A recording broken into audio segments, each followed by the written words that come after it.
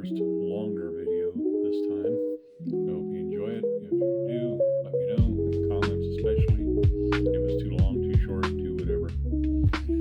What I'm going to do today is a few things. One, I want to show and compare two knives that I have, both by Spyderco. One is the PM2 or Paramilitary 2, and the other one is the smaller version, which is the Para 3. These are the common terms for them. PM2 is what it's normally called instead of Paramilitary 2. Now mine have both been modified, but I can still tell you the differences and stuff like that. So let's start off with the PM2. This is the big dog. Okay. This particular one is blacked out already from the factory with DLC coating or diamond-like coating, which normally wears really well. I've had this one for a few years, so it's always been showing a little wear. Modifications I've done is a titanium lynch pin, or lynch clip, excuse me. So this gives it a deep carry instead of the higher up carry that the factory one does. I also did the lanyard myself with a Spyderco titanium bead, but you can see that this is not a small knife by any stretch. Now, this is my customized Para 3.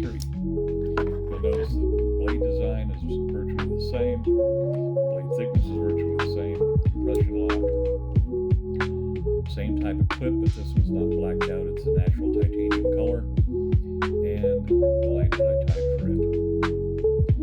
Now, let me put these together for you so you get a better understanding. Now this is pivot to pivot. Let's see if we can go this way. You can see there's about a ½ inch difference in blade length, but the blade profiles are almost identical. So since this is over 3 inches in the blade, a lot of places don't like that magic number. So this is right at the 3-inch mark. So a lot of times, if size is a problem where you're carrying, the Para 3 is the natural thing if you have a PM2. Now, customization on this is also Micarta scales. I forgot to mention. I'm a big fan of Micarta. It's a linen where they take an epoxy. Actually, not just linen, but these are standard linen Micarta. But they take a layer of linen, put down a layer of epoxy, linen, epoxy, linen, epoxy. It's almost like a fiberglass the way they build it. Then they put it in a high-strength press and compress it so all the air bubbles and stuff are gone. And it's just one big solid chunk, and they cut it out to whatever. Now, my PM2 has the factory G10 scales. G10 is a nylon-based composite between nylon and fiberglass. Back in the dark ages, they used to call something like this Zytel, Z-Y-T-E-L. But I like it for a general purpose. If I mess up the scales, it's no big deal to replace them. But they're very resistant to pretty much anything, not only impacts but chemicals and stuff like that. So that's your big differences between a PM2 and a Para 3. Okay, there's part 1. Part 2, this is what I use for a wallet. It is made by Viperade, and it unzips. This goes in my right front pocket, by the way. Now, I've got it covered here, but this side carries my cards and whatever cash. But for the EDC side, this is the fun side. Titanium pry bar, nice and thick, but it has a nice flat edge to it, so you can use it not only as a workable pry bar, but the edge is sharp enough that you can bust tape. So if you're opening an Amazon box, you can do that. If you're going into a place that has no weapons, oh my god, it's not a weapon, but it'll still open tape or something like that. Another thing that I added is a Samsung tracker. And of course I've got the app, I've got a Samsung phone, so I always know exactly where my wallet is. Incidentally, if I don't know where my phone is, but I get the wallet, I can do the reverse of that.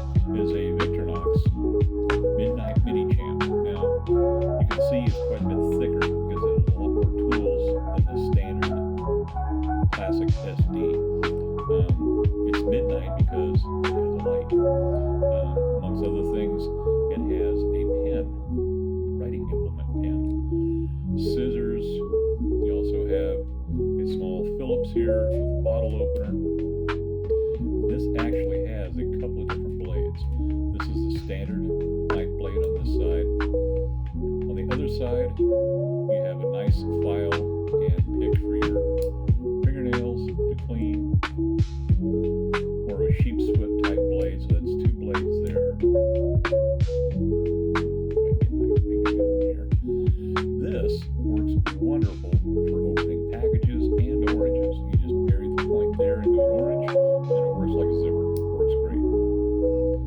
This one does not have an edge to it, but it is a small straight blade with a little bit of a scale there. I'm not sure if you can see that or not.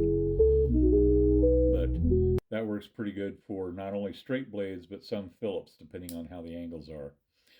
This, according to Victorinox, this was added because apparently one of the tool sets they had or have is dealing with separating pills. You know, so like you're counting pills and stuff. For Victorinox people that have a lot of Victorinox, it's jokingly referred to as the Coke spoon. But honestly, it works great for like cleaning your ears and stuff like that because it's dull. There's no edge to it at all. But that is the Midnight Mini Champ. Back in the back here, I have two other implements. This is another Victorinox product. This is their Nail Care Swiss card. Magnifying lens. You have a small multi-tool here with 4 different types of screwdriver. You have tweezers, toothpick, scissors, another writing pen. This one's even longer than the one on the Midnight Mini Champ, and an actual glass type nail file. Now, along with that, of course, it has a nice edge here to use as a ruler, and it has some measurements on it. This doesn't weigh much, and a lot of times this will get by any sort of, you know, no weapon policy and stuff, because honestly, the closest thing to a weapon in it is the scissors, and it's scissors. It's not a knife blade. This is something I picked up years ago, just on a lark, and it has been occasionally handy. It's got a grocery list of little things. You can open bottles with it. It's got a few wrench sizes here.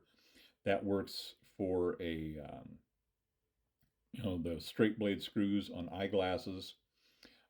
This has a slightly sharpened inner edge. So this will also work in open boxes and things like that. Supposedly, you can take like a credit card and slide it in here and use it for a stand. However, my S23 Ultra weighs way too much for that to work. But if you had a smaller phone, I suppose it would work for it. But anyhow, I wanted to do a longer form video today and give you guys a little bit better idea of what I actually carry. You know, because no matter what I'm doing, my wallet's going to go with me.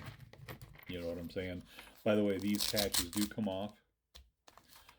If I remember correctly, this Viperade runs around $12 or $15 on Amazon. The patches run between $3 and $8 a piece, and you've got a grocery list of different ones. I change them out depending on my mood. But all in all, that's the video. Hope you enjoyed it, and I'll see you next time.